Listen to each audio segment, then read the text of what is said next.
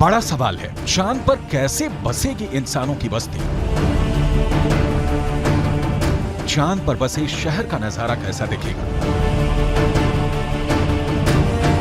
क्या चांद की जमीन पर भी धरती जैसी फसल लहराएगी? क्या चांद की धरती पर खेती मुमकिन है?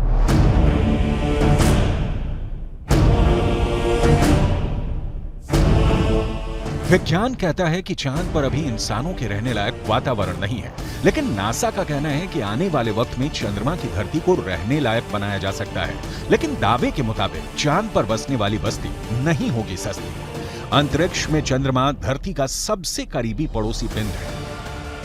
पिछले 6 दशकों में इंसानों ने 100 से भी अधिक मून मिशन को अंजाम दिया है। सभी मिशन को कामयाबी नहीं मिली, लेकिन इन मिशन ने चांद को सबसे ज्यादा खोजा जाने वाला स्थान बना दिया और अब चंद्रमा पर जीवन की संभावनाओं की तलाश हो रही है।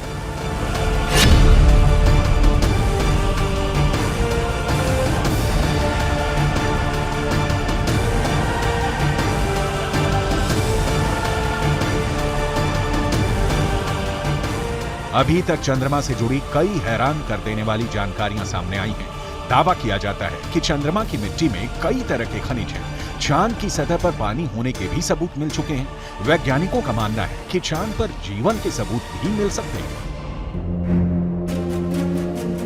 संभावना जताई जा रही है कि भविष्य में चंद्रमा पर मानव बस्ती बसाने का सपना पूरा हो सकता है, लेकिन ये काम इतना भी आसान नहीं है। चंद्रमा पर इंसान के कदम भले ही साल 1969 में पड़ गए हों,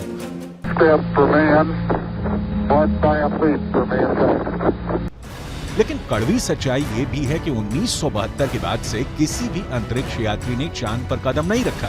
जब से इंसान ने चांद पर कदम रखा है, तभी से वहां इंसानी बस्ती बसाने की चर्चा चल रही है। 1972 से अभी तक 51 सालों में कई मून मिशन भेजे गए और उससे जो जानकारी हासिल हुई, उसके बाद से अब चांद पर मानव बस्ती का सपना जल्द आसान हो सकता है, लेकिन ये बहुत अधिक खर्चीला भी हो सकता है।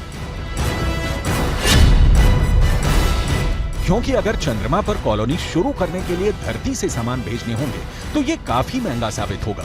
एक अनुमान के मुताबिक सिर्फ 100 लोगों के लिए चांद पर जरूरी सामान भेजने के लिए करीब 1.25 लाख करोड़ रुपए का खर्च आएगा।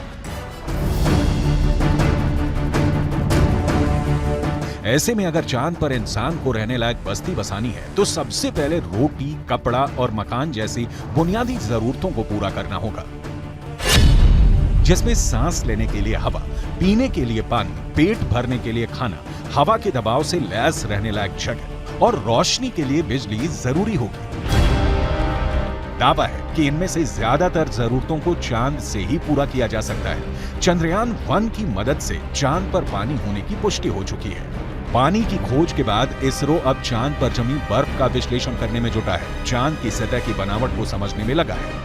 नासा के मुताबिक चांद के दक्षिणी ध्रुव पर बर्फ है। बर्फ के साथ साथ वहां दूसरे प्राकृतिक संसाधन भी हो सकते हैं। साल 1998 में नासा ने मून मिशन के तहत ये बताया था कि दक्षिणी ध्रुव पर हाइड्रोजन है। नासा का दावा है कि अधिक मात्रा में हाइड्रोजन होने की वजह से वहां बर्फ होने की संभावना है।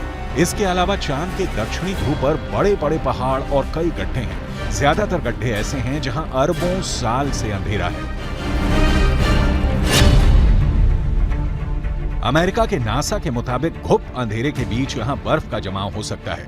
अंदाजा ये भी है कि चांद के दक्षिणी ध्रुव पर अरबों सालों से पानी बर्फ के रूप में जमा हो सकता है। अगर चंद्रयान 3 का लैंडर और रोअर चांद पर बर्फ की मौजूदगी की पुष्टि कर देते हैं तो वहां मानव बस्ती बसाने की संभावना और बढ़ जाएगी। हालांकि इससे पहले भी चंद्रमा की सतह पर पानी होने के संकेत मिले थे। चांद के छाया में रहने वाले हिस्से में पानी के होने के संकेत मिल चुके हैं। वैज्ञानिकों को चांद के उस हिस्से में पानी होने के साक्ष्य भी मिले हैं जहां सूर्य का सीधा प्रकाश पड़ता है। ऐसे में अगर चंद्रयान 3 चांद के दक्षिणी ध्रुव पर पर्याप्त बर्फ होने की पुष्टि कर देता है तो चांद की सतह पर मौजूद बर्फीले पानी से इंसानों की बस्ती और चंद्रमा पर अर्थव्यवस्था के लिए आधार को तैयार करने में मददगार साबित हो सकती है। आइए रसायन विज्ञान की भाषा में समझ लेते हैं कि ये कैसे मुमकिन हो सकता है। रसायन विज्ञान में बर्फीले पानी का रासायनिक सूत्र होता है H2O। पानी एक एक अणु में हाइड्रोजन और ऑक्सीजन 2:1 के अनुपात में मौजूद होता है, यानी पानी के एक अणु को हाइड्रोजन और ऑक्सीजन में तोड़ा जा सकता है। H2O equals H2 plus O2, यानी पानी की मौजूदगी में चांद पर सांस लेने के लिए ऑक्सीजन बनाना आसान है। वहीं पानी से हाइड्रोजन और ऑक्सीजन को अलग करके ईंधन के तौर पर इस्तेमाल कर सकेंगे। साथ ही साथ पानी से चांद पर बिजली भी तैयार की जा सकती है।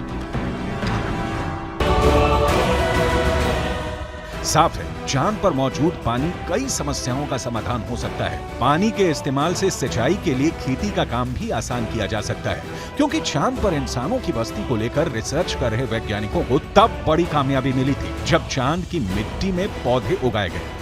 अपोलो 11 मिशन के दौरान करीब 22 किलो सामान चंद्रमा से लाया गया था। इसमें तकरीबन 50 चांद के चट्टानों के टुकड़े और चांद की मिट्टी शामिल थी। शोधकर्ताओं को इस बात का बिल्कुल भी अंदाजा नहीं था कि चांद की धूल भरी मिट्टी में कुछ उग भी सकता है या नहीं। उन्होंने इसे एक प्रयोग के तौर पर लिया कि अगर अगली पीढ़ी में कोई चांद पर जाता है तो वहां पर कुछ उगा सकता है। जो नतीजे सामने आए उसने वैज्ञानिकों को चौंका दिया। ऐसे में अगर चांद के दक्षिणी ध्रुव पर पर्याप्त मात्रा में पानी नहीं मिलता तो चांद पर बस्ती बसाने का सपना अधर में लटक सकता है। यानी चांद पर सस्ती बस्ती बसाने में चंद्रयान 3 बहुत बड़ा रोल निभाने वाला है, जिसकी शुरुआत चंद्रमा के दक्षिणी ध्रुव पर भारत के धमाकेदार दस्तक के साथ हो चुकी है।